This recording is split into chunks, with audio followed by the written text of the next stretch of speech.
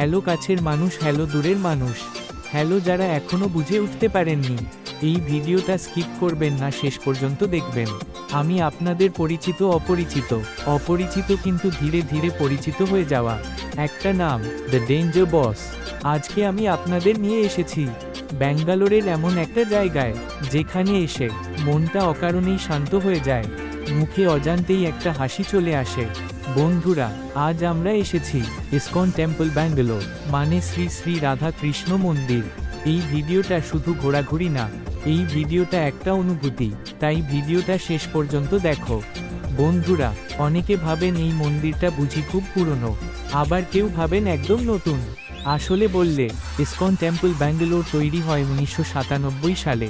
এই মন্দিরটা তৈরি করেছেন ইসকন সংস্থার ভক্তরা, যাদের একটাই লক্ষ্য মানুষকে শ্রীকৃষ্ণের ভক্তির সাথে যুক্ত করা। এটা শুধু একটা মন্দির না, এটা একটা আধ্যাত্মিক কেন্দ্র, যেখানে ধর্ম, সংস্কৃতি আর আধুনিক ভাবনা সব একসাথে মিশে গেছে। বন্ধুরা, এখন একটু চোখ তুলে চারদিকে তাকাও।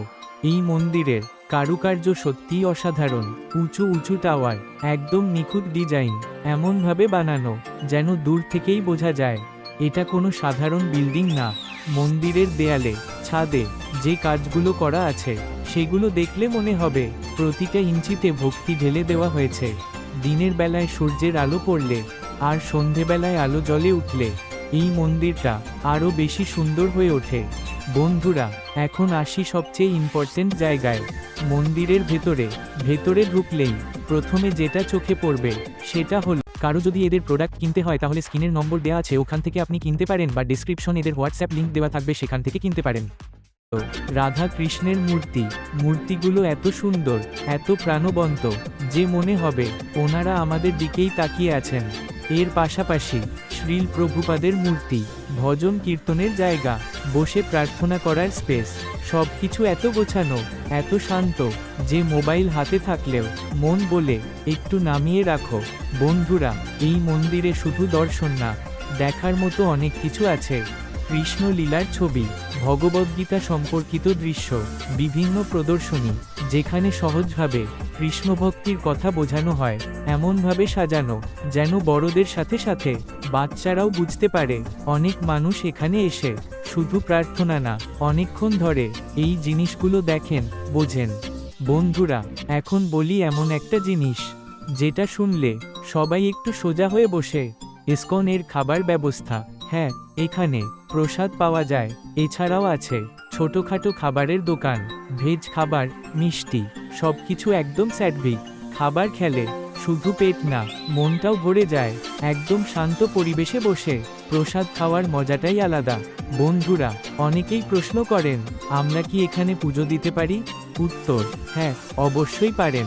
মন্দিরের ভিতরে সঠিক জায়গায় গেলে কাউকে জিজ্ঞেস করা যায় পুজো, আরতি, বিশেষ প্রার্থনা সম্পর্কে। এখানকার মানুষজন খুবই সাহায্যকারী, তারা আপনাকে ঠিকভাবে গাইড করবেন।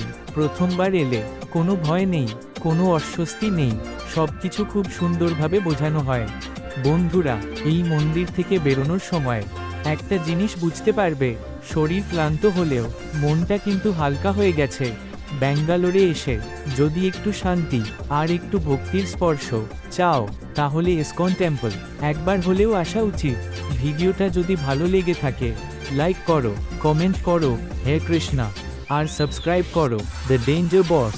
আমি আবার আসব নতুন জায়গা, নতুন গল্প নিয়ে।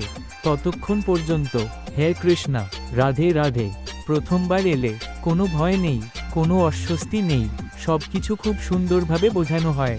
আর সত্যি বলতে কি বন্ধুরা, এখানে এসে কেউ আপনাকে এটা জানেন না কেন এই চোখে তাকাবে না, বরং মনে হবে সবাই আপনাকে এমনভাবে দেখে যেন বলছে, চিন্তা করো না, ধীরে ধীরে শিখবে। অনেকে ভাবেন মন্দির মানেই খুব স্ট্রিক্ট, কিছু ভুল হলেই বকা, কিন্তু এখানে একদম উল্টো। আপনি যদি না জানেন কিভাবে প্রণাম করতে হয়, কিভাবে দাঁড়াতে হয়, কখন চোখ বন্ধ করতে হয়, কিছুই সমস্যা না। আপনি শুধু মন থেকে ভক্তি নিয়ে আসুন, বাকি সবকিছু এখানকার পরিবেশ নিজে থেকেই শিখিয়ে দেবে। এখানে দেখবেন কেউ খুব মন দিয়ে জপ করছেন, কেউ চুপচাপ বসে আছেন, কেউ আবার চোখ বন্ধ করে নিজের মনের কথা বলছেন কৃষ্ণকে। আর মজার বিষয় কি জানেন, এই ভিড়ের মধ্যেও কারো সাথে কারো ধাক্কাধাক্কি নেই, কারো মুখে তাড়া নেই, সবাই যেন নিজের মতো করে শান্তি খুঁজে নিচ্ছে। আপনি চাইলে শুধু চুপচাপ বসে থাকতে পারেন, কেউ কিছু বলবে না। চাইলে আরতির সময় দাঁড়িয়ে দেখতে পারেন, কেউ জোর করবে না। এই জায়গাটার সবচেয়ে বড় সৌন্দর্য হলো এখানে কাউকে অভিনয় করতে হয় না। আপনি যেমন একটা জিনিস লক্ষ্য করলে দেখবেন, এখানে আসা অনেক মানুষ হয়তো খুব ধনী, হয়তো খুব সাধারণ, হয়তো দূর থেকে এসেছে, হয়তো পাশের গলির, কিন্তু কৃষ্ণের সামনে সবাই এক সমান। এই জায়গায় এসে মনে হয় না আমি কে, আমার কি আছে। এখানে শুধু একটাই পরিচয়, আমি একজন মানুষ, আর আমি একটু শান্তি খুঁজতে এসেছি। আর বন্ধুরা, এই কারণেই বলি, যদি জীবনে একটু ব্রেক লাগে, মাথার ভেতর বেশি শব্দ চলতে থাকে, তাহলে এই জায়গাটা একবার হলেও আসা দরকার। এখান থেকে বেরোনোর সময় আপনি নিজেই বুঝতে পারবেন কিছু একটা হালকা হয়ে গেছে।